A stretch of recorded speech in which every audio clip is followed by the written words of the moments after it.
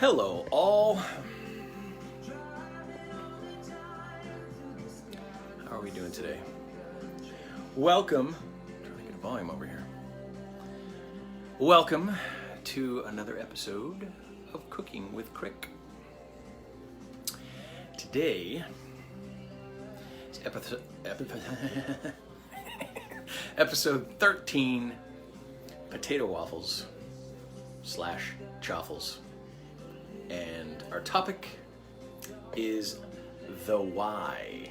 I'll get into that in a little bit. But, strangely enough, before we get into our ingredients, and just quickly, the music I'm listening to today is from a friend of mine named Gregory Douglas. Fantastic musician. I've known him since college. He's been a part of the indie scene since then, and just amazingly good musician, great music. I highly recommend you check him out.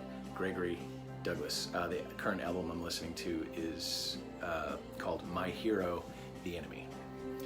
So there we go. Okay.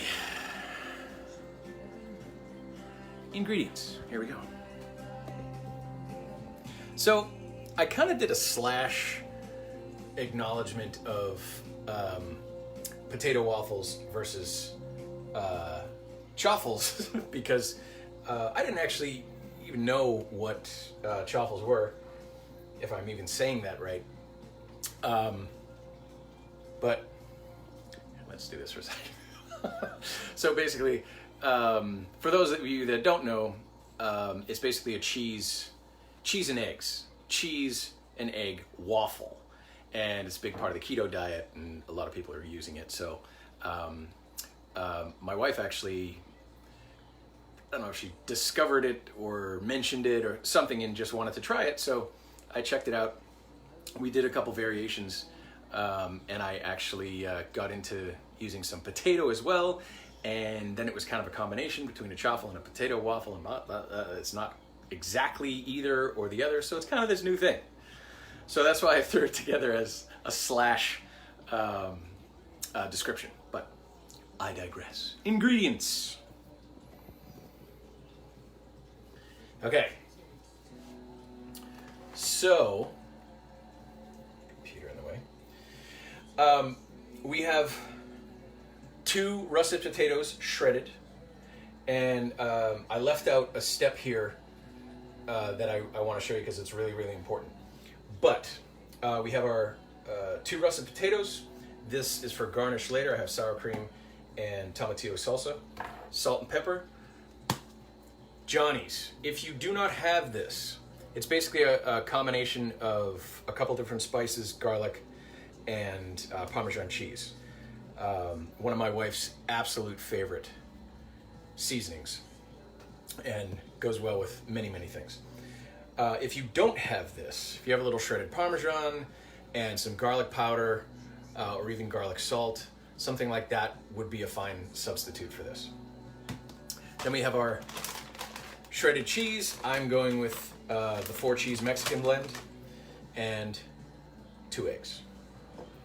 So, really, really important part. Oh, also,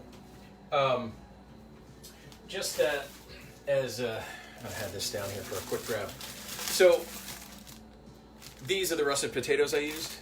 They're not incredibly big. Obviously, plenty of russets are pretty huge. So you may actually only need 1. As I'm only making 1 waffle, I didn't need to go crazy. But because these are a little smaller, I used 2. So little caveat there just in case you need it. Okay. Also, once again, rocking the pandemic chic. Always a classic. All right, so really important thing with the potatoes. You can leave the skin on if you want, but I find that first of all, it turns the entire thing purple because of the coloring in the skin, and then once the juices come out and it mixes together. So aesthetically, whatever, but it's mostly because the skin of the russet, unlike, say,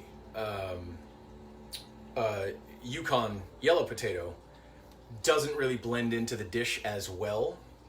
And once it's heated, it tends to crisp or get a little harder. So it's really noticeable when you're eating it, the difference in texture. So just something to be aware of there.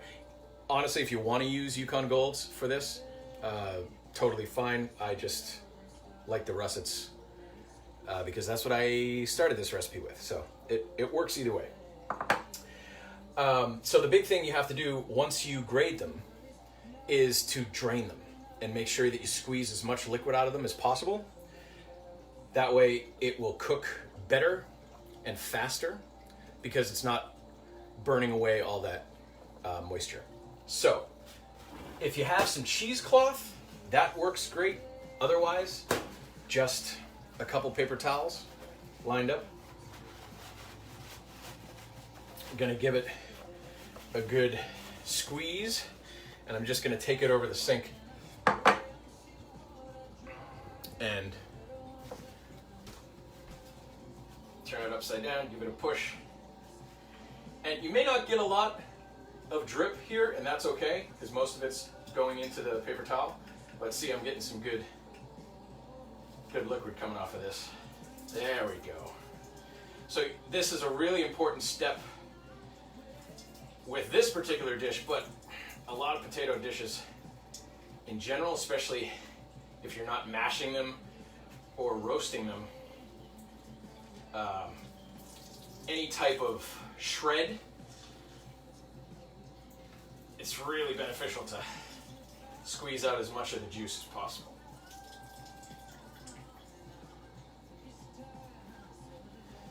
And there we go. So the only problem with doing it this way is that afterwards you got to untangle the paper towel. But you know, second law of thermodynamics, nothing is 100% efficiency, right? You're always going to have some bleed off, some fall off of ingredients, of energy, all that good stuff, of heat. So I just do my best to get as much of this back into the bowl as possible. Obviously, you want to make sure your hands are really clean before you do this. A lot of liquid in there. And then we just toss. Well, I'll do that for now. My hands are a mess.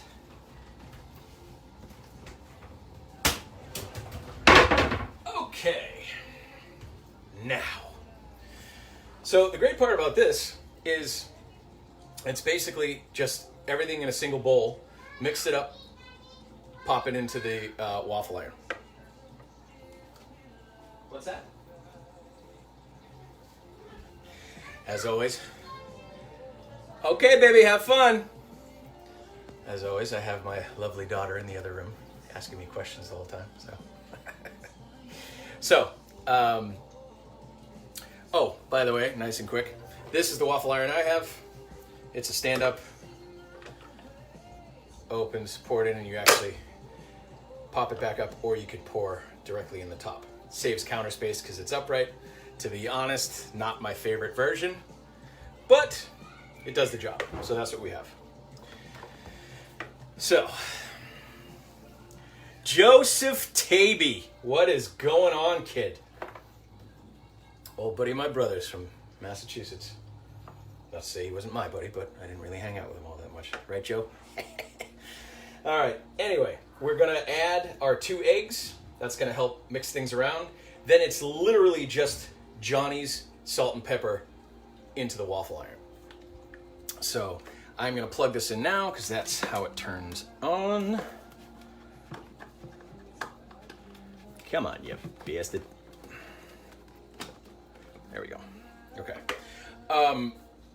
Now the part of this that you have to be aware of is I only know how well or what criteria works for this particular waffle iron. You may have to leave yours in longer. It may cook faster, so just keep an eye on things.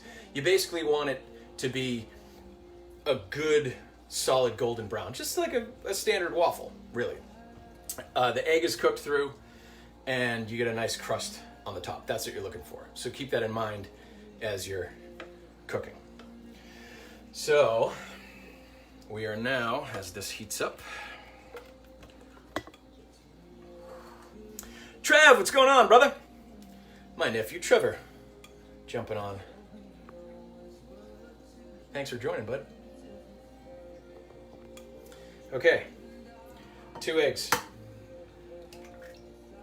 Once again, if you're not confident cracking eggs directly into whatever you're cooking, crack them into a separate bowl in case you get some shell in there, so you don't have to dig it out of all your ingredients.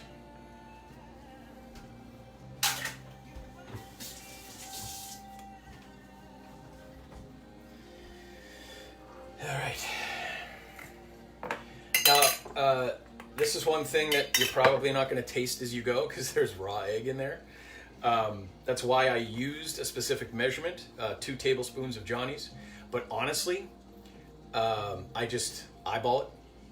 So, same with the salt and pepper. I'm just going to eyeball it.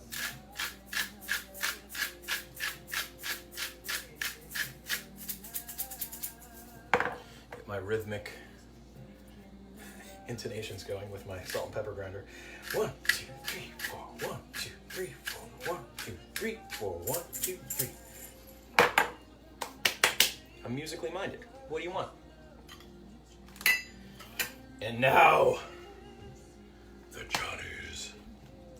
Now this is certainly a very simple dish, and it takes very little time. And obviously this is just one variation. You can do so many other things with this. This in particular was a specific one that I stumbled upon that really works well. It tastes great. You can garnish it with multiple different things. So it's a pretty versatile version of this particular type of thing. So,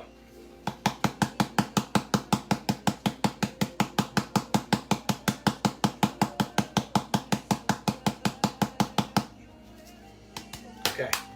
So this may seem like a lot, but once it's mixed in and starts to cook, the flavor blends really well. So I was concerned before. I thought I added too much when I was tweaking this, and it came out great. So that's why it's a little more than you'd expect to be in there, given the rest of the ingredients. But that's what we're looking at, pre-mix. And then it's just, I just fork it.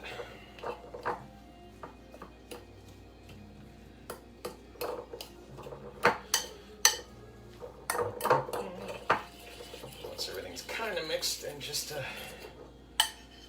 stir usually does the trick.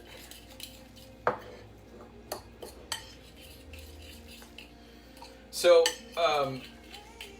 given that potatoes are different sizes and eggs are different sizes, and there may be a little bit of tweak here and there, maybe you might need an extra half a potato or an extra egg, or, depending on the size of your ingredients. So just keep that in mind.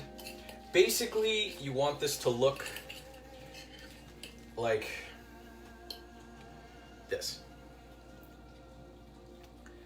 So this is another reason why it's important to drain out the liquid from the potatoes, because once you add the egg back in, it's going to moisten the potatoes. So if you have double the liquid in there, it's going to get soupy, and that's what you don't want.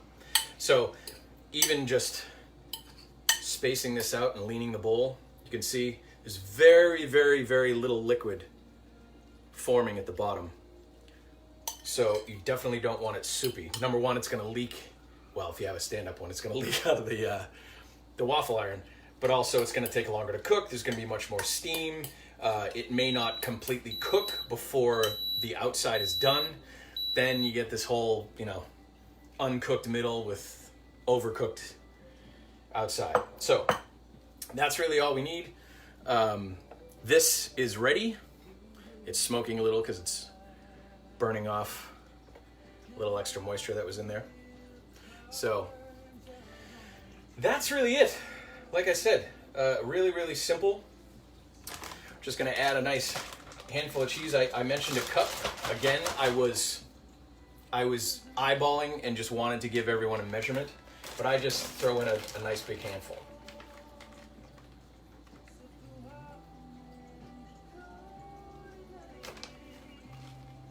So there we go.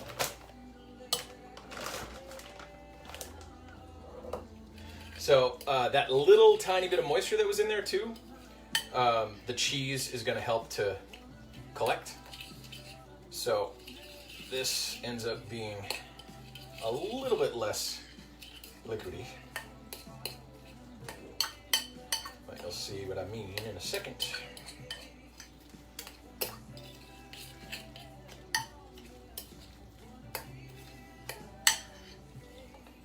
Okay. And full disclosure, again, depending on the size of your waffle iron, this may make one, it may make two. If you have a gigantic waffle iron, it may only make half of one.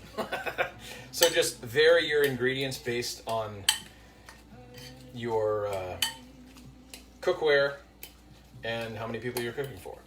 So this is just a basic amount. You can tweak it as needed. All right. So there we go. There's your final look at how it should look. Kind of just, not liquidy, but goopy. It's not exactly a great, delicious type word, is it? Goopy. Hey, you want to eat this goopy thing? No, I don't. Okay. So, just for a little added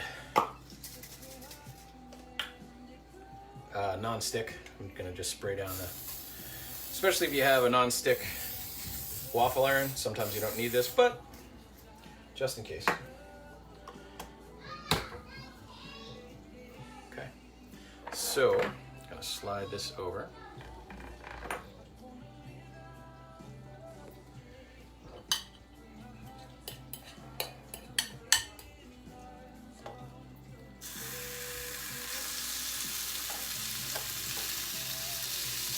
Yeah, and this is definitely going to be more than one, if that's all right. And given the fact that it's not quite as liquid as standard waffle mix, you do want to spread it around a little, because it's not going to spread as much when you just close the waffle iron, especially if you don't have a vertical one like this. So that's it, and then 1, 2, 3.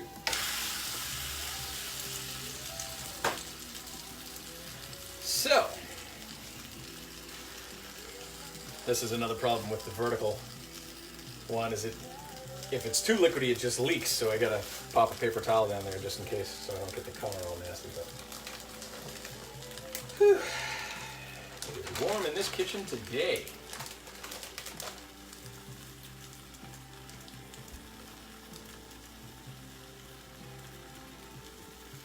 Okay, and while that cooks, we're going to talk a little bit about the why. And why did I have that in quotes? I think the biggest issue in doing anything really today is there's so much to do, and there's so many superficial reasons to do them that many people don't really even know why they're doing anything. A lot of it is tradition. Oh, this is just what we do. A lot of it is influence from other people. Why aren't you doing this thing? Oh, I didn't even know I was supposed to be doing that thing. Or again, this is just what you do. And especially in the personal development world, this idea of finding your why is at the foundation of all of it. And the reason that's so important is because it is your rock bottom of inaction, in the sense that when you get frustrated, when you get challenged, when you start to hit obstacles with anything you're trying to do, if your why isn't strong enough, you won't keep going. And that's a huge problem with, well, like last week when I talked about resolutions. Most people don't have their why. So they just stop as soon as it gets hard. That's why most resolutions fail. So what does it mean to have your why?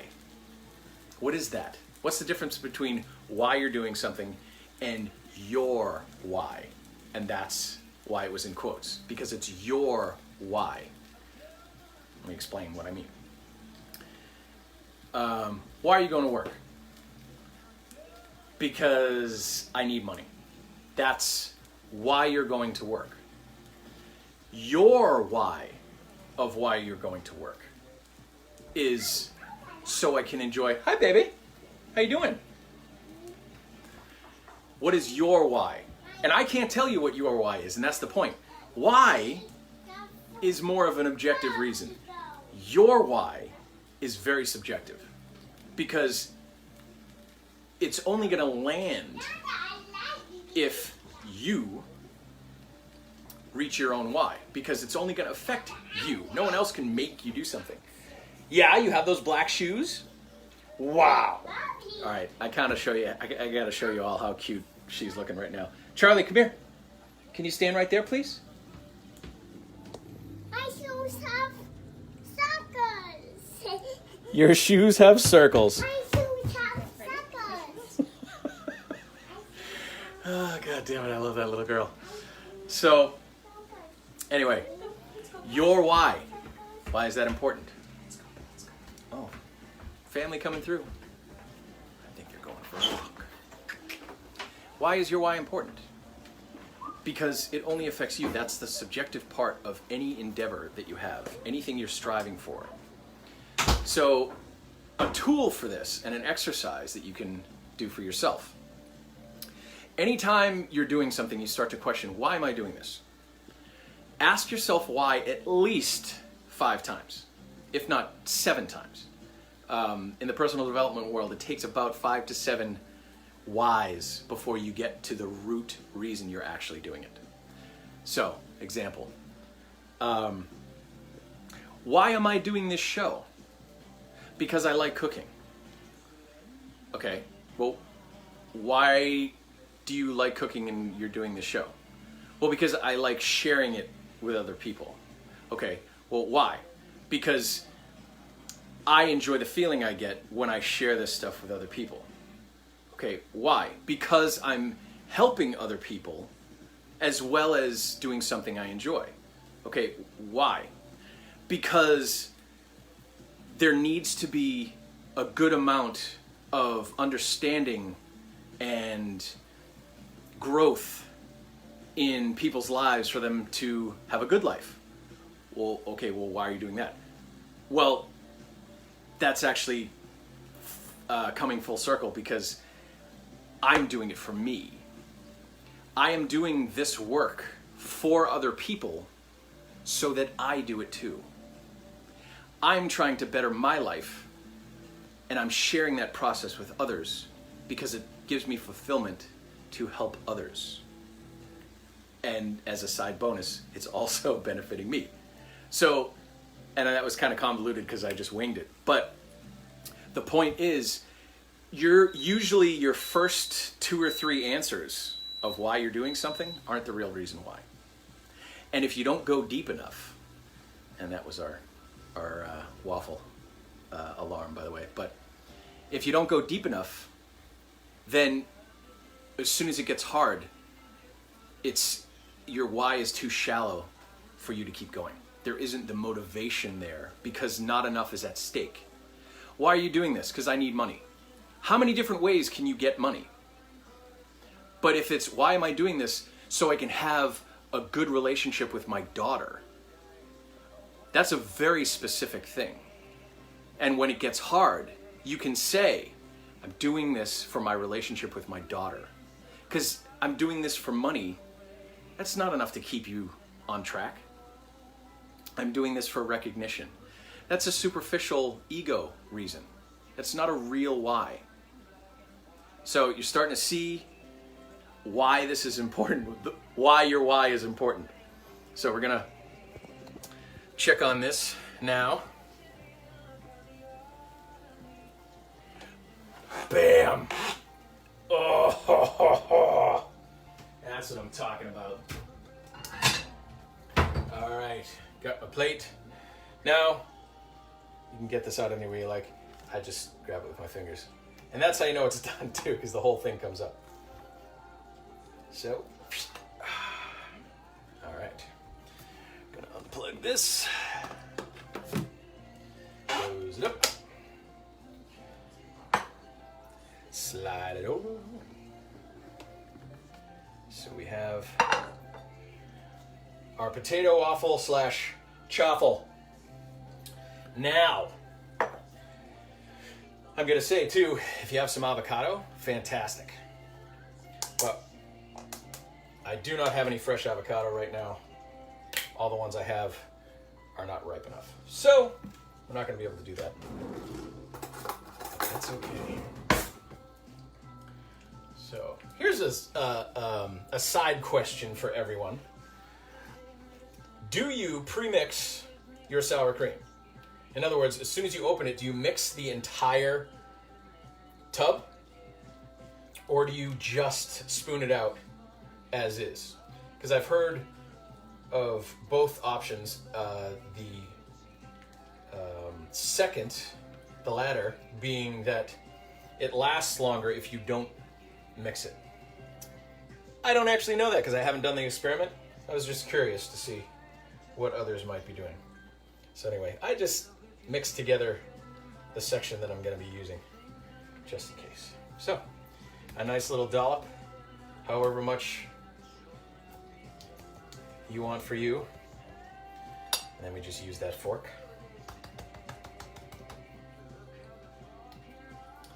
Some tomatillo salsa.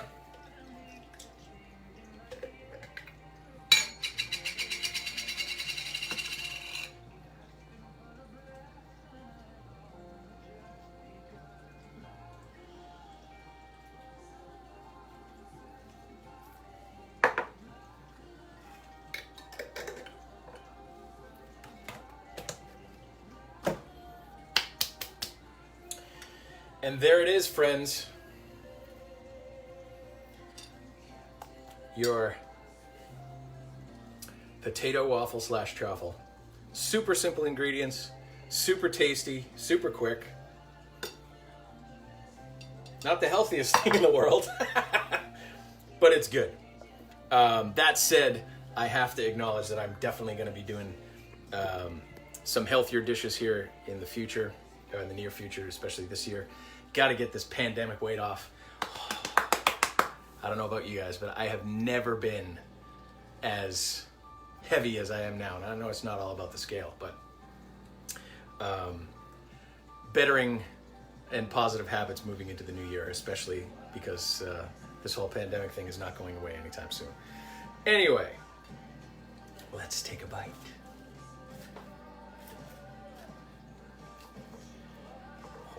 Oh. And there we are.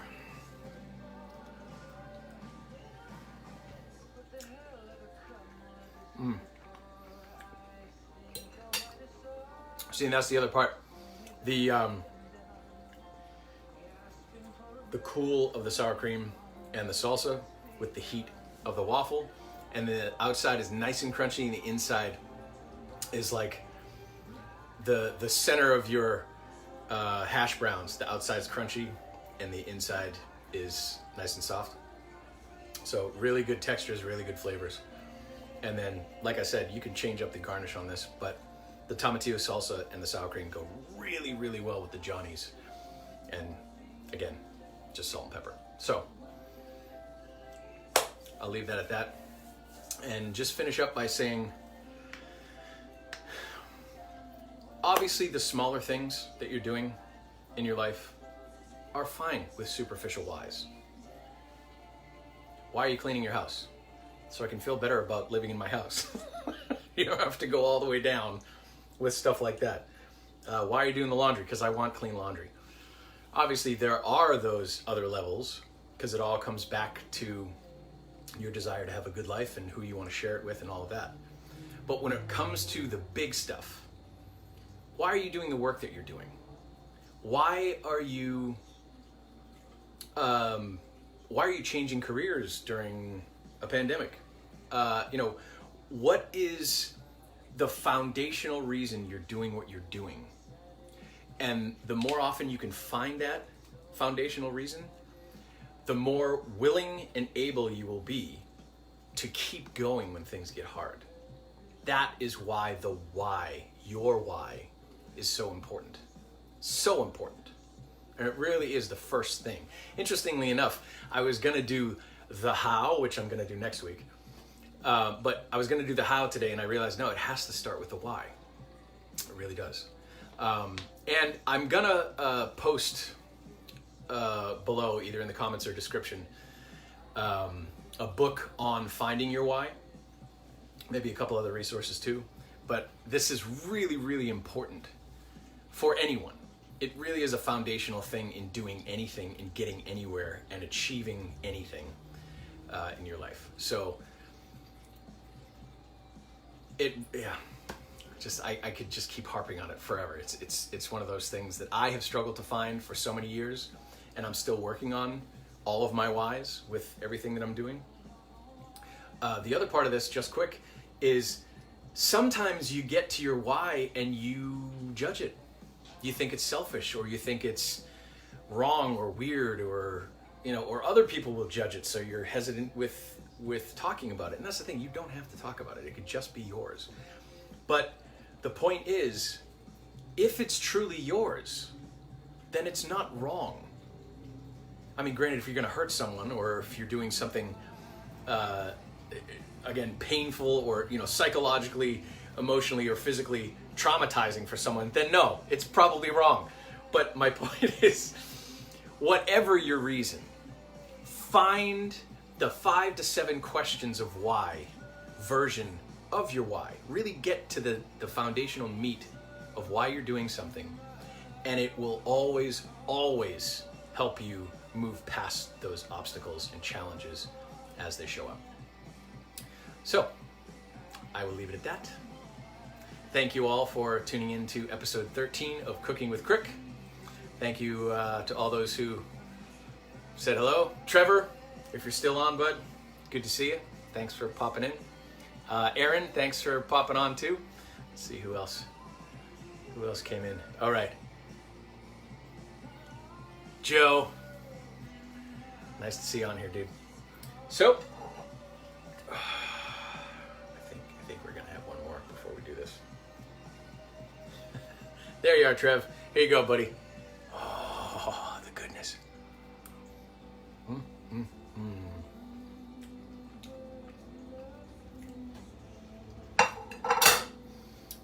And I will see you next week on Cooking with Crick.